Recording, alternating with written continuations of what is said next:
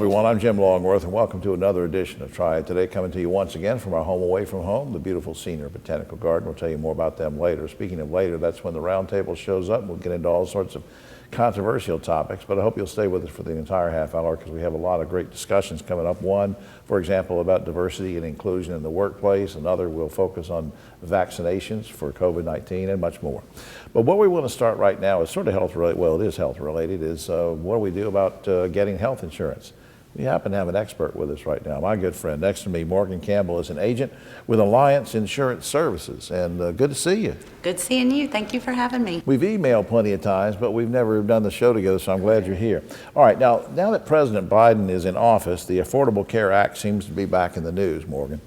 First of all, remind us what the ACA is all about. I mean, who's going to be eligible for this? Oh, okay. So to be eligible for the health insurance through the marketplace, you simply need to live in the United States, be a U.S. citizen or a national citizen, and not be incarcerated. Those are the only requirements. Well, that lets me out. But now, is this like a new version or a .2, .0 or whatever of the Affordable Care Act, or people would call it, a lot of people call it Obamacare, Affordable Care. Is this a new version? Is there something going on that I should know about? No, you have to really think about what President Biden is doing. He's just simply opening enrollment again. So think of it as open enrollment 2.0. So if you didn't enroll between November 1st and December 15th of last year, you now have the opportunity to do so starting February 15th through May 15th. But if I'm already in the Affordable Care Act program and insured through that, then I don't necessarily have to do anything. This is mainly something we're trying to get the word out to people who didn't enroll, right? We do want to get the word out, if you did not enroll, that you do have the opportunity in the next 90 days to enroll. If you're currently in a plan and you're happy with it, your doctors are in your network, you're happy with the way your drugs are being covered and what tiers they're in, you run the risk of, if you change your plan, you could take your deductible and out-of-pocket max back to zero, and you may have already have met some of that. So then you're kind of spending money for no reason, unless it is just a plan that is not working well for you. Well, I know that you know this stuff backwards and forwards, and you've helped me with these things before, and you know how stupid I am when it comes to some of these processes. But I'm thinking, is this a difficult thing to do if somebody's got private insurance and say, I need to check out this Affordable Care Act thing? I mean, can I do it online? Is it hard to do? Is it difficult? What? It's not really difficult. You just have to know which buttons to hit when you're in the application. And you have to also think about, am I going to be pulling any money out of a 401k that's going to change my modified adjusted income? Because when you're in that application and it's asking you some questions about your income, you might not think that, okay, well, I need to put a roof on my house, so I'm going to pull $8,000 out of my 401k. That then changed your taxable income, and you may owe more taxes when it comes time for you to file your taxes. I don't mean this to be a commercial or anything for Morgan, but let me just come straight out and say it. I mean, it sounds to me like somebody really needs to call someone like you to try to help them figure this whole thing out. Do I qualify? Do I not? Can I enroll? Can I not? What happens if I switch? I mean, are you seeing, with all the pandemic going on, are your meetings virtual? Can people meet with you in person? What's going on? We do virtual. We also do face-to-face, as long as, we're staying 6 feet apart and wearing our mask. Right. But most of the time, I can Zoom, I can Teams, I can FaceTime. Some people just prefer texting, and then others simply like to do applications by snail mail, and that's A-okay. That's me. I'm old-fashioned. All right. Well, we'll have to get you back and go over some more of this, because I want to ask you about Medicare. Maybe you come back sometime when you see what's going on with Medicare. But anyway, that gives me some good information. Up on screen, myallianceinsurance.com is the website. And if you want to try to make an appointment or get in touch, you can do that, or you can call 377-9003. Morgan, thanks for all your help. Thank you. We'll be right on Triad Today, and as you probably know, the good folks at Novant Health are working hard to try to educate us about COVID-19 and get us vaccinated against the virus. They're doing it in part with sponsoring and partnering up and doing special events and clinics at churches and other venues. I'd like to share a video with you that the good folks at Novant sent us. You'll see three people speaking on this. One will sort of take you through her process and what she's thinking about as she's getting vaccinated. Then you'll hear from two leading citizens who have come out of one of the church events where they were vaccinated, and they talk about it too. Let's watch. Well, I'm here. I'm at Novant Health Presbyterian Medical Center. I made it. Here goes. I'm here to get my vaccine today, my COVID-19 vaccine. I have to say, I thought about this last night, and I am a little nervous today. Not because I don't think it's the right thing to do, just because it's new and it's different. Thank you. And I'm convinced, though, it's still the right thing to do. I've done my research. I've listened to Dr. Fauci. I've listened to Dr. Priest. I've read the literature from the CDC. I've listened to Dr. Hilbreth at Meharry Medical College, and I know that I'm making the right decision for me at this time. It is so important for me as a mom, as a daughter, as a sister, and as a leader in this organization to really do what I've said that we believe in as an organization. Our goal is to really eradicate, get rid of this COVID-19 pandemic that has been in our lives and wreaked havoc for months now. This is one of the ways to do that. I've made the decision for me today, but not everybody has made this decision, and I think you have to come to your own conclusions. I had to come to my own. When we first talked about getting the vaccine, I have to tell you inside that I said, I'm not sure I want to do that. I'm in a different place today. I'm in this line, and I really believe in what I'm getting ready to do. This is really impressive, the setup here. And I see people that I know, like Julie and Coretta, and I just met Lexi.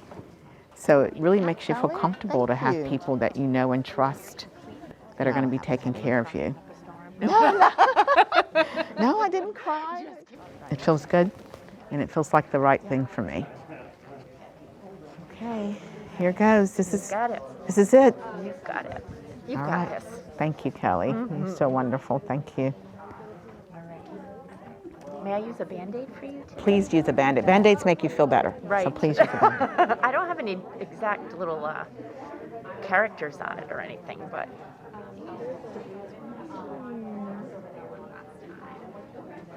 Kelly, I could hardly feel that. Yay. You were good.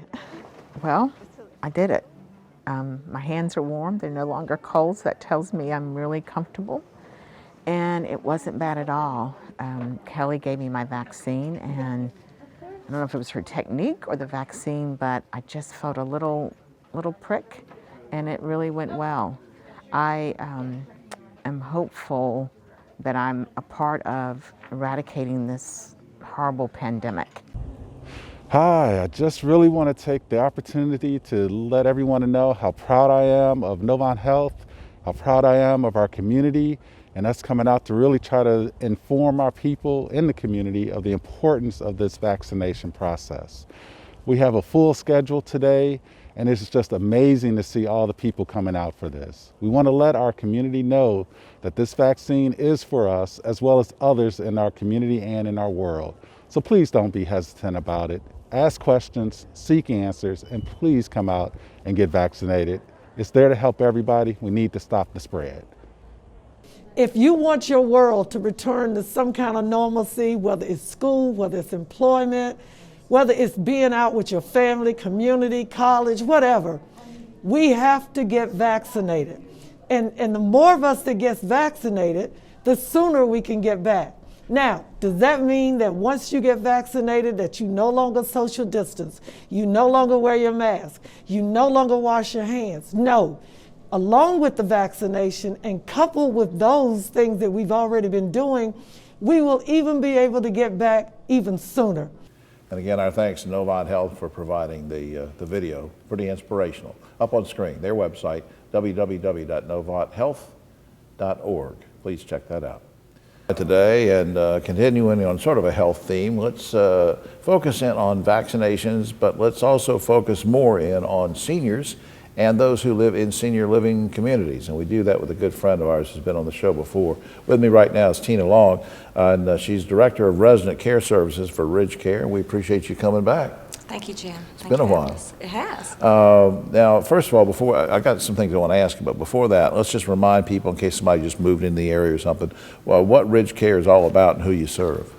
So Ridge Care is the premier senior provider, assisted living senior care provider in the Triad. We're also in West Virginia and South Carolina, from the mountains to the coast here in North Carolina, and we just take care of our extended family, our seniors. Right, and the range there would be from people who are living independently to people who need some assistance and that kind of thing. So there's a wide range of help that you give folks, and we'll give the website a little bit later so people can find out more about that. Now, let's talk about the pandemic for a second. And you're a nurse, and you look at this in a different perspective from a lot of us. What challenges have you faced in dealing with senior living, with dealing with the seniors during the pandemic? I would say our largest challenge is implementing new infection control processes that certainly our seniors and their families do not understand. It has been challenging to explain why they can't come out and socialize with their peers and their family members. Oh, yeah. Now, how is the vaccine rollout going among folks who are living with, in the senior living communities? We could not ask for a smoother process. Logistically, it has been easy. All of our communities have already received the first dose or the primer dose of the vaccine. Currently, we are actively scheduling and hosting the second booster dose. Now, have you guys, just so people understand who are watching, that the seniors have been prioritized? I know that, speaking as someone who's way over 65, we know that they're supposed to get shots before other folks. Was there a process that you guys went by so that everybody knew to show up at a certain time, or are the vaccinations given at each senior living facility, or do they go somewhere else? What was going on?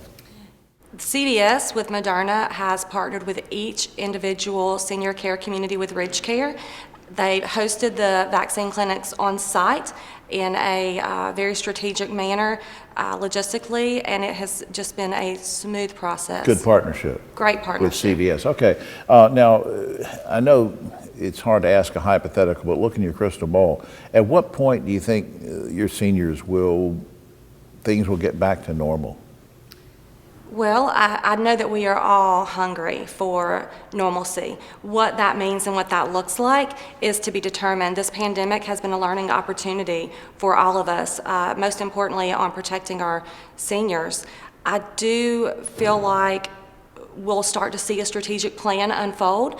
We will continue to partner with our health regulators to determine what those steps are and what that will look like.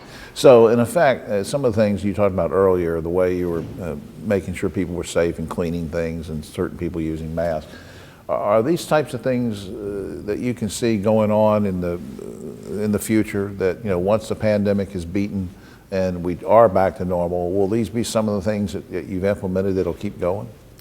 Absolutely. I do feel like if we get on the other side of this pandemic, if we haven't learned anything, we've lost Vail. Certainly, I can foresee a very generic screening process, most importantly, maintaining that temperature check, not only for senior living communities, but any healthcare provider. That's good information. I think it's a good strategy too. Tina, I appreciate everything you do. And let me make sure before I run out of time here, we put this up on screen. Ridgecare.com is the website, www.ridgecare.com for the radio listening audience. I'll say it again, ridgecare.com. Or you can call 336-310-4819. Will you come back and let me know how things are going? Certainly, thank you. Thanks, Tina. We'll be right back. Hey, and let's talk about diversity and inclusion, shall we?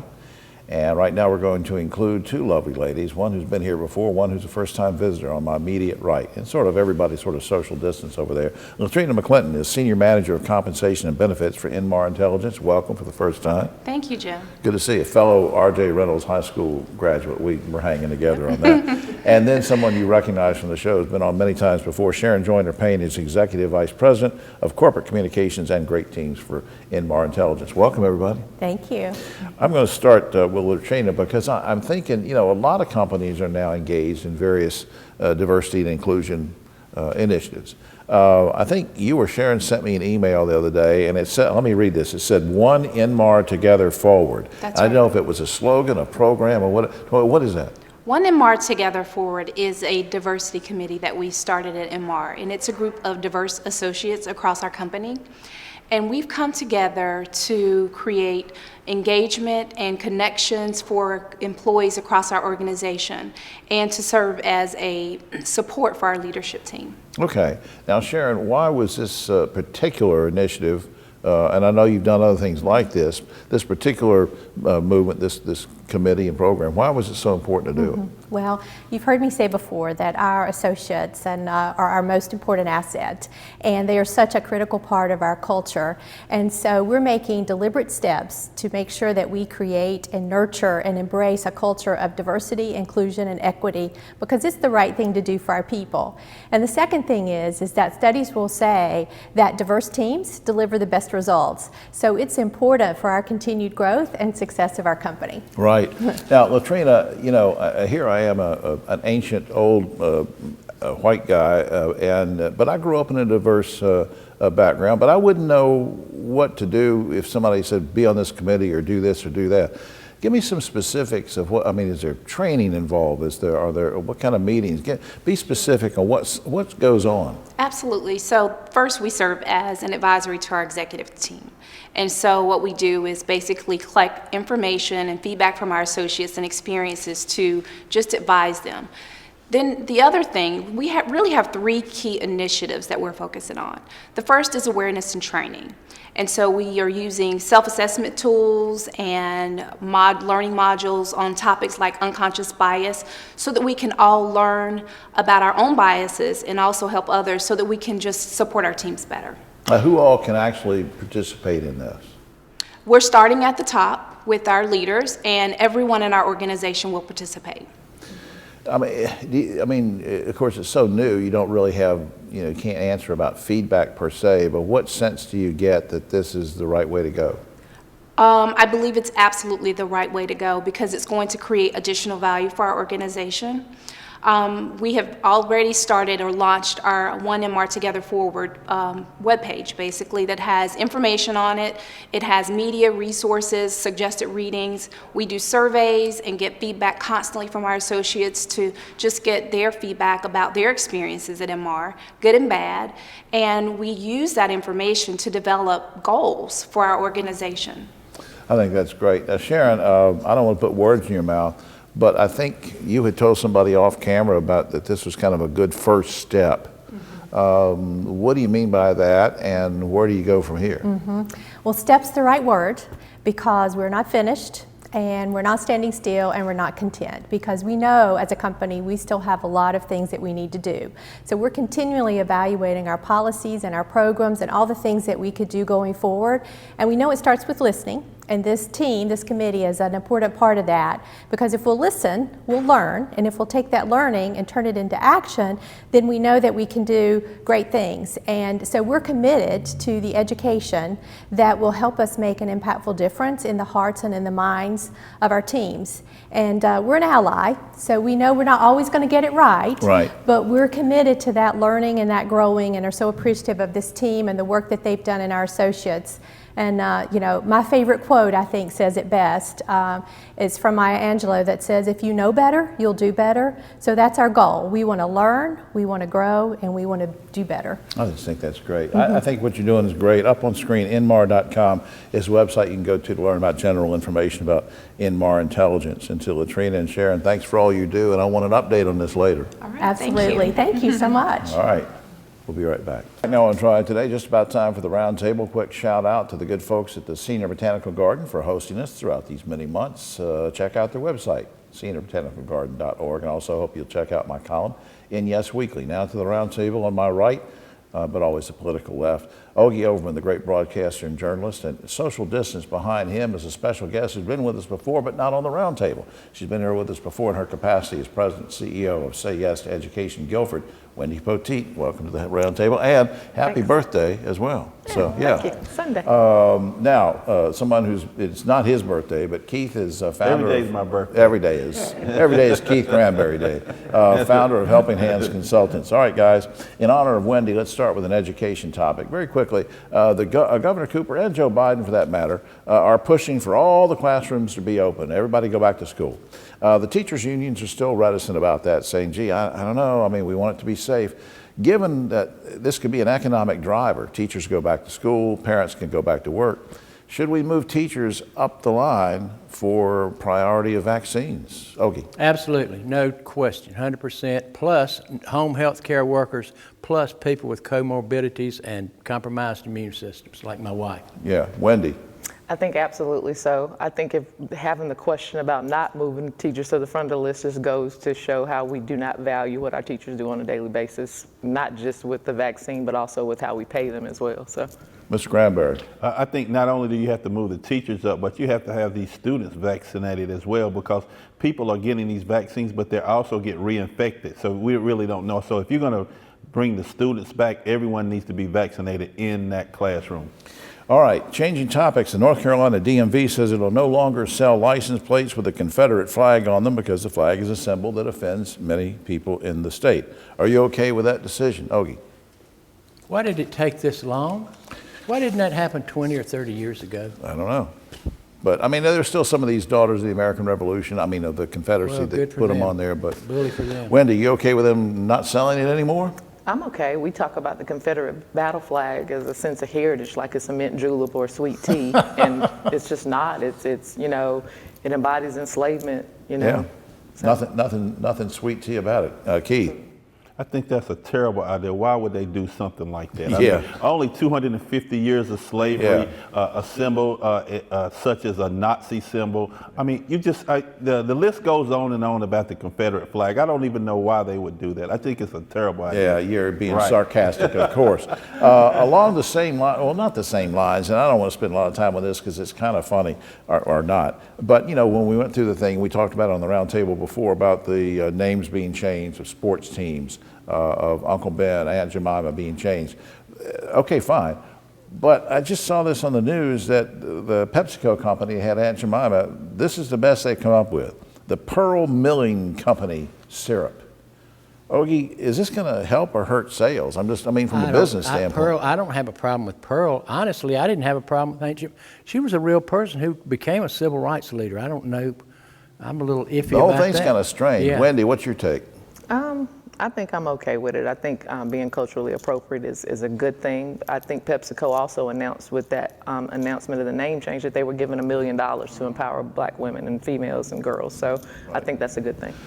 You were okay with Aunt Jemima going away, or I mean, I was absolutely okay with Aunt Jemima going away. I mean, it is a symbolism of a time gone by, and where white women would call their slaves aunt, and their slaves would call the white woman by their first name. So I'm okay with that. I'm okay as long as they're giving back to the community, but I don't know if anybody's going to look for Pearl Millings Company syrup. I don't know if that's this may be one of those Coke Classic things. Well, I don't know. Anyway, I don't know about it. I don't know what I'm talking about. Okay, the Virginia Senate has just become the 23rd state to abolish the death penalty. North Carolina still has it. Would you like to see us fall in line with what Virginia did, Ogie? Yeah, I am. I have to have a little codicil, though, that there's just some crimes that are so heinous. You got to reserve it for the really, really worst of the worst. Keep it, but really use it really selectively. I mean, really selectively. I think when you think about the criminal justice system overall, until we can overhaul the system overall, I mean, there's no way for a death penalty sentence to not be arbitrary. So I think, you know, until we figure out how to keep innocent black people from being killed by the police, or this disproportionate incarceration rate from happening, we need to take a look at the whole system as a whole, not just the death penalty. Maybe even put a moratorium on them and Absolutely. then decide later or something. Keith? I think Wendy took words right out of my mouth, but also I think sometimes it's the easy way out for people who have done these heinous crimes. Why not put them in a cell like they do those Supermax guys out in Colorado and let them rot there until they die. For the really bad crimes. Now this is about sort of COVID related. Senator Mitt Romney is proposing the government pay parents a monthly allowance of $350 per child under the age of 6. And you're thinking to yourself, wait a minute, now Biden has a proposal and it's $3,600 a year for each child. If you do the math on Mitt Romney's, that's $4,200. Mitt's is higher. Good idea or bad idea? Will it work, Hoagie? Well, philosophically, I'm okay with it, but it's going to be a really tough sell. We got priorities above that. And, you know, we still got to deal with climate change and infrastructure, and on top of the 1.9 trillion. Yeah. Wendy? I think anytime you can think about decreasing poverty in this country, it needs to be a priority. Being that it's deficit neutral, though, how do you get bipartisan? Keith? It's funny how the Republicans are changing now that that the administration has changed. They were given trillions of dollars in debt, and now all of a sudden they want to be fiscally conservative. But I think that families come first in anything that we do. They do. Finally, guys, on a lighter note, well, not lighter, the home of alleged 19th century axe murderer Lizzie Borden, you know, they've had movies about it and everything, has been turned into a bed and breakfast. And this is a true story. It's an axe murderer home from the 1900s, turned into a bed and breakfast. Guys, would you spend the night at a bed and breakfast murder house, Ogie? I would. I think I asked my wife about it, and we agreed we would do that. Sure, we You would? We would do that. But just she can't bring the axe with her. Wendy, would you spend the night in a bed and breakfast murder house? Absolutely not. I'm scared of everything scary, haunted houses, trails, all of that. So I'll leave that to folks. Keith Granberry. I know this is going to sound racially sensitive, but you know, that's why there are not many black people in horror movies. Nobody wants to spend nobody wants to spend the night in a horror movie. You know, black people. If it's a horror, if it's a horror, they just leave. They don't say, "Let me go in." So your answer is you will not go to the Lizzie Borden house. How many black people have you seen in a horror film? And they're always the first to die. Why is that, Jim? We'll have a talk after the show. We're gonna talk about it. Well, that's all the time we have. Oh, except for this, scientists in South Africa have now determined that baboons have the thickest skull of anyone. Nuh-uh, said Marjorie Taylor Greene. For all of us here on Triad Today, I'm Jim Longworth. We'll see you next time.